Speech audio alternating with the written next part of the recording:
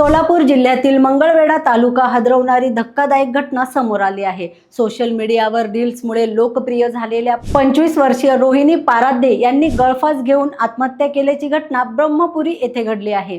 मिळालेल्या माहितीनुसार रोहिणी पाराध्ये आणि त्यांचे पती निलेश पाराध्ये हे सोशल मीडियावर खाद्यपदार्थ आणि सामाजिक विषयांवरील रील्समुळे प्रसिद्ध झाले होते। लोकप्रियतेनंतर त्यांनी ब्रह्मपुरी येथे हॉटेल ग्रामपंचायत नावाचा व्यवसाय सुरू केला होता। मात्र काल दुपारी अचानक हॉटेलच्या स्वयंपाकघरात रोहिणी यांनी पत्र्याच्या लोखंडी अँगलला दोरीच्या सहाय्याने गळफास घेतल्याचं समोर आले। पती निलेश यांनी त्यांना तातडीने ग्रामीण रुग्णालयात दाखल केलं, पण डॉक्टरांनी त्यांना मृत घोषित केलं। या घटनेमुळे परिसरात मोठी खळबळ उडाली असून नेमकं आत्महत्येमागचं कारण काय याचा शोध पोलीस घेत आहेत।